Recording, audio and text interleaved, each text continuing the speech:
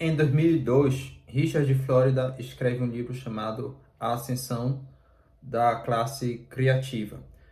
Esse livro, ele fala da classe criativa, seriam aquelas pessoas com maior criatividade e originais, enfim, originalidade na sociedade. E a tese dele, ou a hipótese dele, é que essas pessoas estão constituindo, a partir da globalização, segunda metade do século XX, uma classe cada vez mais influente. Não que não existia a influência antes, mas hoje em dia estaria cada vez mais influente e estaria direcionando o rumo do mundo. E ele traz um conceito interessante no setor empresarial, que eu vou chamar aqui de índice gay empresarial. Tá? O que é que ele fala? Que cidades que tinham mais estímulos à classe criativa tinham melhores desempenhos empresariais, e essa cidade também você tinha o maior índice de pessoas LGBTs. E então, por você ter uma cidade que você tem mais, como é que eu posso dizer? Você tem mais tolerância, né? Enfim, há diversas manifestações humanas, inclusive as manifestações sexuais. Você tinha ali maior estímulo para a classe criativa, tanto se instalar lá como para migrar para lá. Então, ele dá o exemplo, acho que é da Califórnia, nos Estados Unidos, né? Então, as empresas estavam usando esse índice, o índice gay empresarial, para medir o número de LGBTs, o percentual, perdão, de LGBTs numa região, seria um indicativo de que aquela região poderia prosperar do ponto de vista empresarial. Esse livro foi escrito em 2002, então hoje, 2025, já passaram mais de 20 anos. O que aconteceu de lá para cá, tá? Muitas pessoas começaram a interpretar isso de forma errada. Ele também usava o índice de boemia, então quando você tinha mais bares numa cidade, também mais desenvolvido de acordo com o Flórida, era ali empresarialmente a região. E por que isso foi usado de forma errada nas empresas, né? As empresas pegaram esse índice de gay empresarial e interpretaram da seguinte forma, várias empresas, né?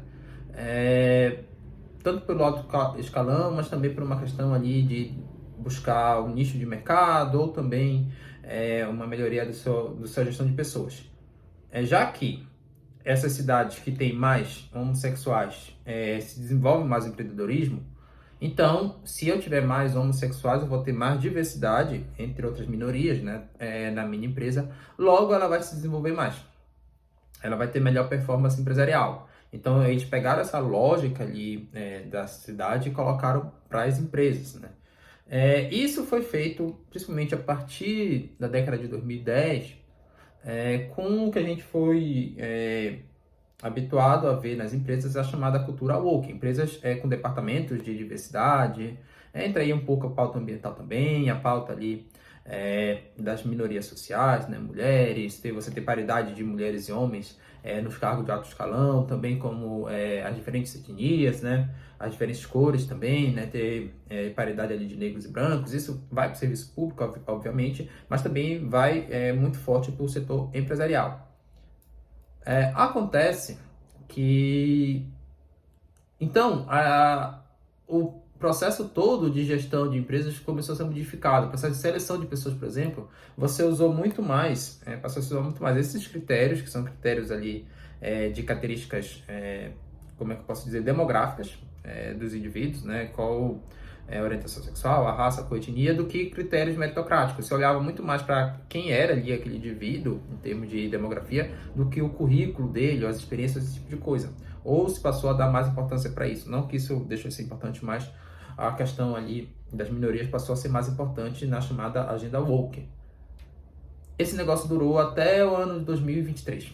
A partir de 2023, antes mesmo da eleição do Donald Trump, as empresas começaram a ter problemas com isso. Porque não estava dando certo. Você tirou muito o viés meritocrático de contratação e gestão de pessoas também, subir cargos, enfim, para colocar essas coisas. E aí as empresas começaram a ter problemas, né, de resultados. Enquanto as empresas isso começou com empresas que já tinham alta performance, se pensava que estava trazendo bons resultados, mas como os impactos muitas vezes são de longo prazo, os impactos de todas essas políticas de reestruturação de empresas que passaram a adotar a agenda woke e depois começaram a flopar, a ter problemas, né, financeiros, foi sentido ali, principalmente no pós-pandemia. Então você já vê hoje, por exemplo, a Disney, ela foi uma das pioneiras, né, nesse mundo do entretenimento, nesse mercado de entretenimento, com filmes, inclusive, pautados na agenda woke. Mas ela começou a abrir mão disso.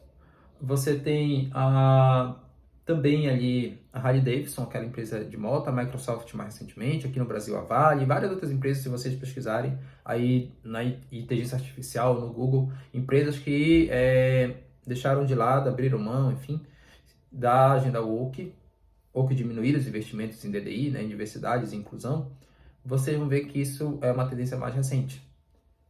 Então, é bem interessante como o livro ali do Flórida foi interpretado de forma errada. E como hoje você viu que essa questão de você ter um ambiente, sim, que é mais acolhedor, ele não vai de encontro à meritocracia, porque as pessoas estavam respeitando mais as opiniões diversas. Isso deveria dar margem para você tirar aquela ideia de, não vou contratar ali um funcionário porque ele pertence a X, a Y grupo. Isso é uma coisa bacana. Você tem um ambiente que você aceita mais as pessoas. Mas o que estava fazendo o cidade de desenvolver não era o fato de terem mais gays, mas sim de ter um ambiente que aceita mais as pessoas e o fato da orientação sexual, qualquer outra coisa, não interferir nas demais relações humanas. Você não tem um preconceito de fato, inclusive um preconceito ou uma discriminação positiva, de contratar alguém ou favorecer alguém só porque pertence a determinado grupo social, né, de dar um benefício a mais porque pertence a determinado grupo social. Não, eu vou colocar o nota escalão da empresa só porque é uma mulher, só porque é um negro, só porque é um LGBT.